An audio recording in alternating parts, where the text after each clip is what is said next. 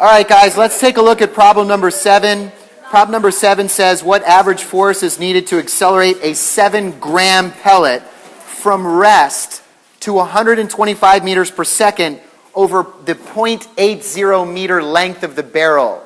So, as we discussed in our last problem, we've been given some contextualized kinematics information. We've been told that the length of this barrel, or delta x, is equal to 0.80 meters. And we also know that it starts from rest in the breech of the pellet gun and attains a speed of 125 meters per second when it reaches the end of the pellet gun.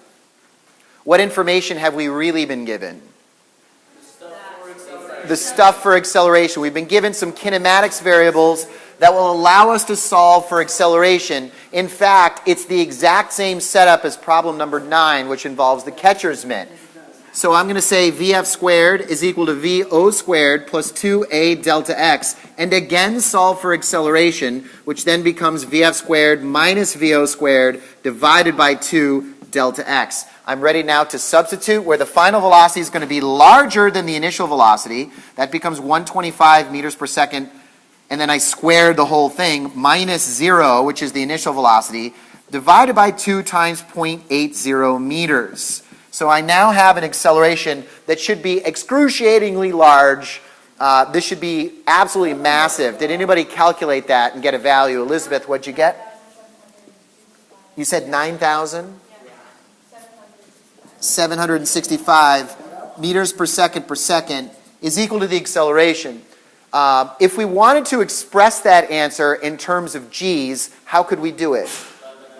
Divide that by 9.8, which is going to give us our value in g's. If I just divided it by 10, roughly, I'd have about, just under 1,000 g's, 975 g's. That's a lot. So when you're dealing with large accelerations, typically using the value of a g or the multiple of g's is what's used. Haley?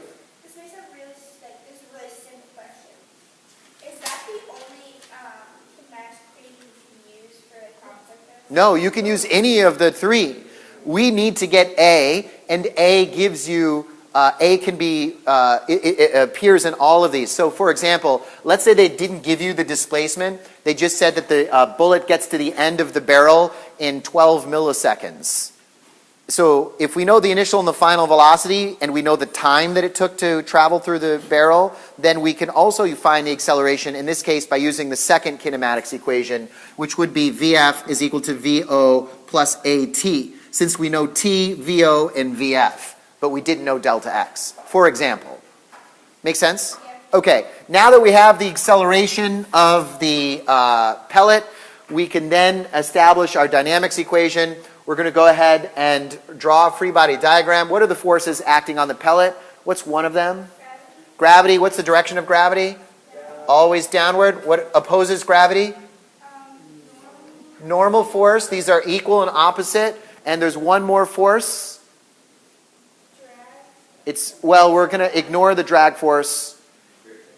We're going to also ignore friction. We weren't told anything about that. We're only told that the gas expands, and the expanding gas applies a force to the pellet. You can call that the force of the gas expanding, the force of the explosion of the gunpowder, whatever you want to call it. As that gunpowder goes from a solid into a gas, it expands enormously, and pushes the pellet, produces a constant force down the length of the barrel. So now I can say, in this case, that the sum of the forces acting in the x direction is not equal to 0, which means I add up all the forces in the x direction and I set them equal to a leftover force. There's some leftover force, and now I can say that that applied force is equal to the leftover force. The applied force is equal to the mass of the pellet, which is 7 grams. So should I substitute 7 in for m? No. I have to convert that into kilograms. Good, 0.007 kilograms, and I'm going to multiply that by my enormous acceleration of 9,765 meters per second, and that's equal to the applied force of the gas on the pellet. When I multiply those two numbers by each other, I get about 68 newtons. I think it's like 67.8, 2 sig figs. We round that or truncate to 68. Are there any questions on number 7? It was 68 point.